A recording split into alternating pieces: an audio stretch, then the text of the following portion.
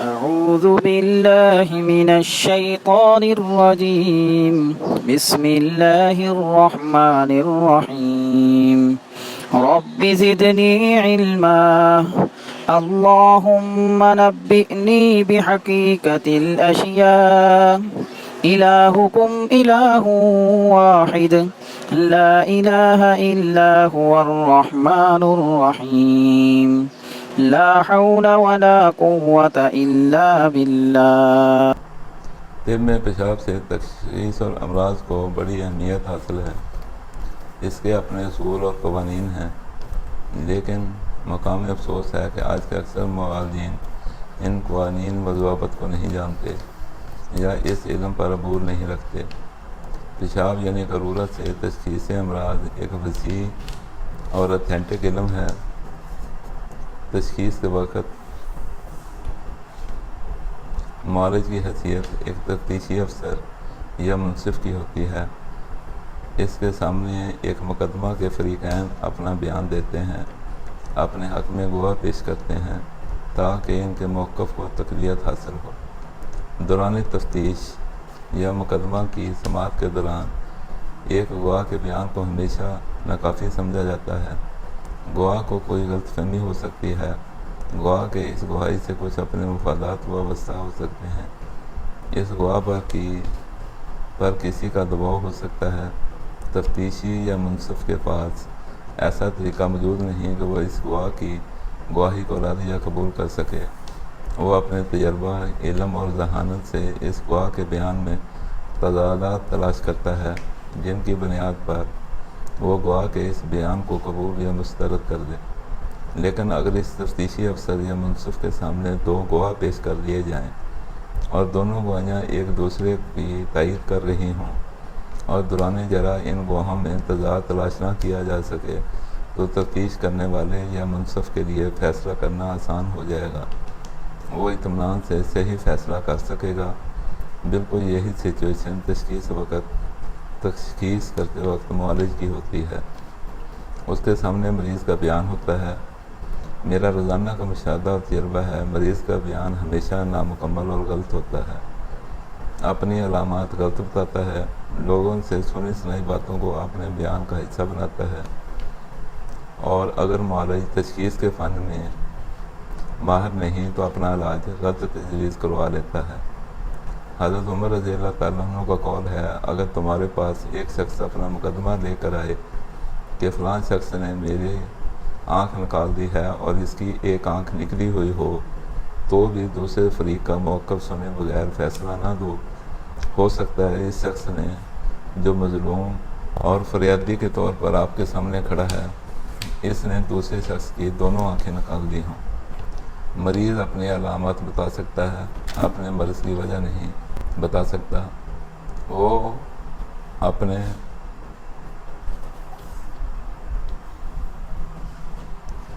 وہ چیز معالج نے خود ڈھونڈنی ہوتی ہے، یہی معالج کی حذاقت ہوتی ہے۔ اس کام کے لیے آپ کے پاس دو گواہ موجود ہیں، ایک نبض اور دوسرا پیشاب یعنی قارورہ۔ ان کی گواہیاں ہمیشہ کوڈ ورڈز میں ہوتی ہیں۔ اگر آپ ان کوڈ ورڈز کو ڈی کوڈ کرنے کا علم رکھتے ہیں، آپ صحیح تشخیص پر پہنچ کر صحیح نتیجہ اخذ کر لیں گے۔ اگر ان دونوں گواہوں کی گواہیاں ایک دوسرے کے مخالف ہوں تو تیسرے گواہ کی ضرورت پڑے گی۔ اللہ تعالیٰ فرماتا ہے، قیامت کے روز آپ کا انگ انگ گواہی دے گا۔ آپ کا جسم ان گواہیوں سے بھرا پڑا ہے، آپ کو ان گواہوں کی زبان بولی سمجھ آنی چاہیے۔ جسم میں کاروباری زندگی 3 ٹیشوز نروس، مسکولر اور ایپیفیشل ٹیشوز کی مدد سے چلتا ہے۔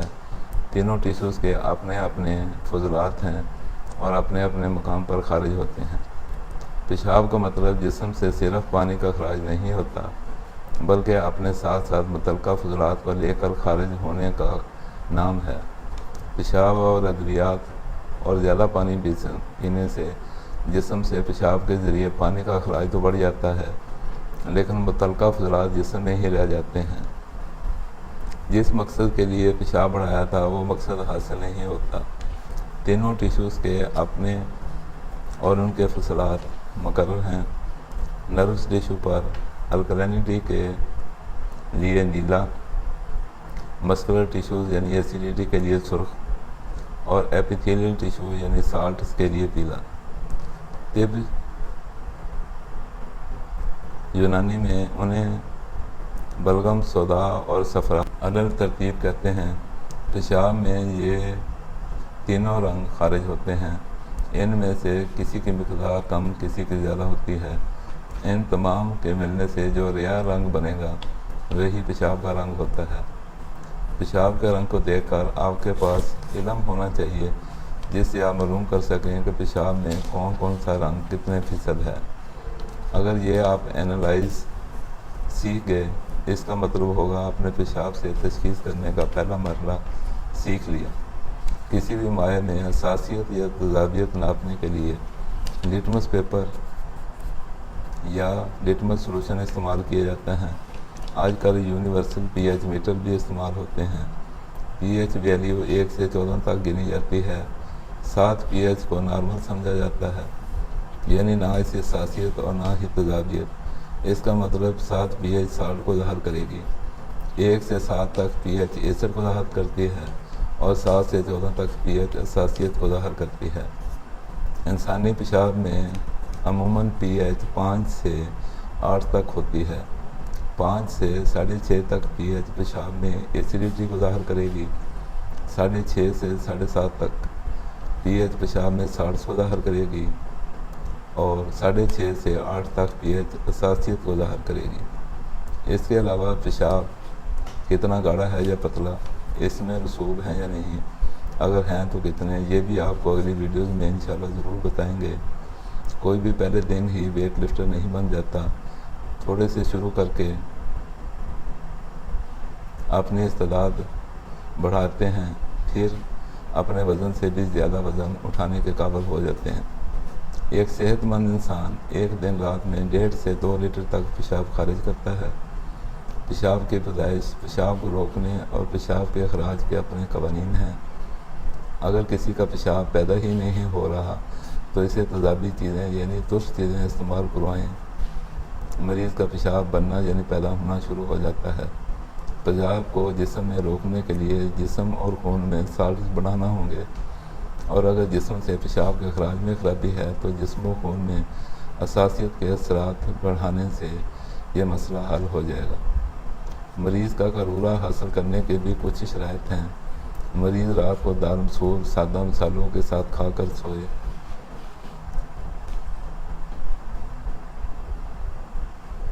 और नहार मुँह सुबह पहला पेशाब मुकम्मल मुआयना के लिए तबीब के पास लाए। तिब में पेशाब का कीमियावी तजिया करने का भी फार्मूला है। मरीज़ के पेशाब में मीठा सोडा डालें, यानी सोडियम बाइकार्बोनेट का महलूल डाला जाता है। अगर तो इस सॉल्यूशन को पेशाब में डालते ही रिएक्शन हो जाए, पेशाब से बुलबुले उठने शुरू हो जाएं, इसका मतलब है पेशाब में तजाबियत गालिब है। अगर रिएक्शन ऐसा ऐसा काफ़ी देर के बाद बुलबुले तो ना उठें लेकिन पेशाब के रंग में तब्दीली आ जाए तो इसका मतलब होगा पेशाब में निमकियात या चर्बीले मादों की जाती है। और अगर आधा घंटा गुजरने पर भी कोई फ़र्क ज़ाहिर ना हो तो इसका मतलब है पेशाब में हसासियत यानी अल्कलिनिटी ज़्यादा है। मुर्गी के जिस्म में सिर्फ एक बरसा होता है जो इसकी मकद के पास है, लेकिन इंसानी जिस्म में 72 बरसा मौजूद होते हैं। इंसानी जिस्म गदूदों से भरा पड़ा है। ये तमाम गदूद अपनी अपनी जगह पर अपनी ड्यूटी सर अंजाम दे रहे हैं। कहीं पर गले में टॉन्सिल्स के नाम से जाने जाते हैं, कहीं पेशाब की नाली के अतराफ में प्रोस्टेट के नाम से पहचाने जाते हैं, कहीं गले में थायराइड गदूद कहलाते हैं, कहीं इनका नाम कुछ है कहीं कुछ। दीगर तरीक़ा इलाज में इन सब गदूदों का इलाज अलग-अलग किया जाता है, लेकिन ये दरअसल सब गदूद 3 बुनियादी टिश्यूज़ के मुताबिक अपनी अपनी ड्यूटीज़ अदा करने पर ममूर हैं। अगर इन तमाम गदूदों के अफ़ाल और किरदार को इन टिश्यूज़ के हवाले से 3 ग्रुपों में तस्लीम कर लिया जाए, ये तकसीम जदीद तिब में कर ली गई है और इनके निज़ाम को दुरुस्त कर लिया जाए, जिस्म में मौजूद तमाम के तमाम गदूद अपना अपना मुजव्ज़ा कराम करने लगते हैं نتیجہ میں کوئی ایک حدود نہیں، جسم کے تمام حدود اپنے افعال بہتر انداز میں سر انجام دینے لگتے ہیں۔ جسم کا نظام ایک معاشرہ کی طرح پر کام کرتا ہے۔ جس طرح معاشرہ میں ہر طبقہ اور فرد کی اپنی ذمہ داری اور اہمیت ہے۔ آپ ایک انجینئر ہو سکتے ہیں، ایک اعلیٰ استاد یا افسر، لیکن جو کام مزدور کا ہے وہ مزدور ہی نے کرنا ہے۔ اسی طرح جسم کے تمام نظامات اپنے کام سر انجام دینے کے لیے دوسرے کے محتاج ہیں۔ یہ صرف حدودوں پر منحصر نہیں، دوسرے ٹیشوز اور نظامات ان میں شامل ہیں۔ بڑی بڑی تحقیقات، بڑے بڑے ریسرچ پیپرز، جن کا نتیجہ اگر مگر چونکہ چنانچہ اور لیکن جیسے لفظوں کی تکرار سے بھرپور ہوتا ہے، سب بے فائدہ ہے، وقت اور وسائل کا ضیاع ہے۔ زندگی میں ایک ایک دشمن یا حملہ آور کے پیچھے بھاگنا اپنے وقت اور سرمایہ کو ضائع کرنا ہے۔ اپنے سکیورٹی کو فول پروف بنائیں۔ آپ کو یہ سکون قلب حاصل ہو، بڑے سے بڑا مخالف، ذہین سے ذہین دشمن، طاقتور سے طاقتور حملہ آور میرے اختیار کردہ سکیورٹی کے اقدامات کو ناکام نہیں کر سکتا۔ اس سکیورٹی کے حصار میں میں محفوظ ہوں، وہ حملہ آور لیزر گائیڈڈ ہتھیاروں سے مسلح ہو یا جراثیم کی شکل میں، اس سے ڈرنے کی ضرورت نہیں۔ میں یہ بات جانتا ہوں، عقل نہ بادام کھانے سے آتی ہے، نہ نسخہ جات استعمال کرنے سے، عقل صرف دھوکہ کھانے اور ٹھوکر لگنے سے ہی آتی ہے۔ آپ کے ارد گرد دوستوں، عزیزوں اور جان پہچان کے لوگوں کے ساتھ آج کے طریقہ ہے علاج کیا کر رہے ہیں، جس راستہ پر وہ چل رہے تھے، اگر آپ بھی چلتے رہے تو آپ کے ساتھ بھی وہی ہوگا۔ جس عمل کا نتیجہ جو کل تھا وہ آج بھی ہے اور آنے والے کل میں بھی وہی ہوگا۔ بلی کو دیکھ کر کبوتر کے آنکھیں بند کر لینے سے حقیقت نہیں بدل جاتی۔ آج کا محدود سا پرہیز آپ کو آنے والے کل کے فاقہ سے بچا سکتا ہے۔ ہر مسلمان اور صاحب ایمان کی یہ خواہش ہوتی ہے، اس کا خاتمہ ایمان پر ہو اور مرتے وقت اسے کلمہ نصیب ہو جائے۔ لیکن کتنے دکھ کی بات ہے، جدید طریقہ علاج جو اپنے آپ کو سائنٹیفک بھی کہتا ہے اور سب سے بہتر علاج ہونے کا پروپیگنڈا بھی کرتا ہے، مسلمان کو مرتے وقت کلمہ بھی نصیب نہیں ہونے دیتا۔ مریض مشکل فائدہ کی امید میں کنٹرول کے ساتھ جڑا رہتا ہے، وقت آخر اتنی تکلیف میں ہوتا ہے کہ اسے کوئی نشہ آور دوائی یا انجیکشن لگا دیا جاتا ہے اور وہ اسی نشے میں اس دار فانی سے بغیر کلمہ پڑھے رخصت ہو جاتا ہے۔ میرے سامعین و ناظرین اکثر گلہ کرتے ہیں، میں اپنے ویڈیوز اور لیکچرز میں دوسرے لوگوں کی طرح نسخہ جات کیوں نہیں بتاتا۔ میں کسی کو دھوکہ نہیں دیتا، جھوٹی امید نہیں دلاتا، جھوٹے دلاسے نہیں دیتا۔ آپ کو صحت کی ضرورت ہے، آپ کو بڑی سادگی سے صحت مند رہنے اور گئی صحت کو واپس لانے کے گر بتاتا ہوں۔ انہیں سمجھیں، یاد رکھیں اور اس طریقہ کار کو سیکھ لیں، یہ کل کو آپ کے ہی کام آئے گا۔ ایک مثال سے سمجھیں، ایک بڑی عمر کی بھیڑ نے چھوٹی عمر کی بھیڑ کو سمجھایا، جس دن مالک تم سے زیادہ پیار کرے، تمہیں زیادہ کھلائے پلائے اور تمہیں لٹا دے تو سمجھ لینا وہ تمہاری جان لینا چاہتا ہے، وہ تمہارا گوشت مزے لے لے کر کھائے گا۔ چھوٹی بھیڑ نے بڑی بھیڑ کی بات پلے باندھ لی اور چلتے پھرتے اپنا سبق یاد کرتی رہی۔ ایک دن وہ سب کچھ مالک اس کے ساتھ کرنے لگا۔ جب مالک نے اسے لٹایا، چوری کے انتظار میں چھوٹی بھیڑ نے آنکھیں بند کر لیں، لیکن مالک نے چھوٹی بھیڑ کی صرف اون اتاری اور اسے چھوڑ دیا۔ چھوٹی بھیڑ کو بڑی بھیڑ کے سمجھائے جھوٹ کا افسوس بھی ہوا، جیسے میری باتیں سن کر آپ سب کو بھی ہوتا ہے۔ ہر 6 ماہ یا سال بعد مالک اس کی اون اتارتا رہا اور ہر بار چھوٹی بھیڑ کو بڑی بھیڑ کی بتائی بات یاد آ جاتی، اسے غصہ بھی آتا، افسوس بھی ہوتا۔ وقت گزرتا گیا، چھوٹی بھیڑ مالک کے پیار، کھانے پینے کے لاڈ پیار، لٹانے اور اون اتارنے کے عمل کو روٹین کا حصہ سمجھنے لگی۔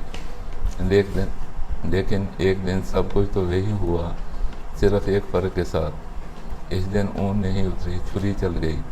جان دیتے وقت اسے سمجھ آ گئی بڑی بھیڑ سچی تھی، جان تو سب نے دینی ہے، لیکن اس وقت سے ہم اپنے آپ کو بچا سکتے ہیں جب معالج کہے اب آپ نے بلائی اترا دودھ پینا ہے، کھیرا کھانا ہے اور 2-4 چمچ بے ذائقہ ابلے چاول کھانے ہیں۔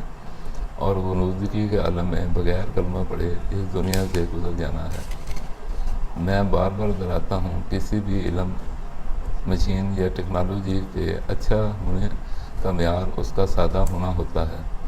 لمبے لمبے لیکچر، کتابیں، رٹے، مختلف چیزوں کے نام، ان کے کام سب کو یاد کرنا اور پھر یاد رکھنا کہ انسان اپنے آپ کو ہی بھول جائے، قطعاً کوئی ضرورت نہیں۔ لمبی لمبی تشریحات، لمبے لمبے الجھوں میں الجھنے کی بھی کوئی ضرورت نہیں۔ سادہ سے 3 ٹیشوز، 4 ٹیشوز کے متعلقہ 3 رنگ، ان سے پیدا ہوئے رنگوں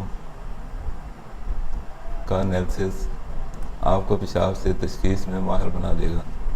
ایک بات یاد رکھنے والی ہے، پیشاب ہو یا پخانہ، الٹی ہو یا بلغم، اگر سیاہ رنگ کی ہے تو اس کا ایک ہی مطلب ہوتا ہے، کہیں دور بلیڈنگ ہو رہی ہے۔ جہاں خون کچھ دیر کے لیے رک رہا ہے، جہاں اس کا رنگ سرخ سے سیاہ ہو رہا ہے، کیونکہ اگر بلیڈنگ سرخ رنگ کی ہو رہی ہے تو اس کا ایک ہی مطلب ہے، فریش بلڈ کہیں نزدیک سے ہی آ رہا ہے۔ صحت آپ کی، آپ کے گھر والوں، عزیزوں، دوستوں کی سب سے بڑی ضرورت ہے، اس لیے ہماری ویڈیوز کو شیئر کریں، بار بار دیکھیں، سمجھیں اور سبسکرائب کریں تاکہ آپ کو بر وقت ویڈیوز کے نوٹیفیکیشن ملتے رہیں۔ السلام علیکم۔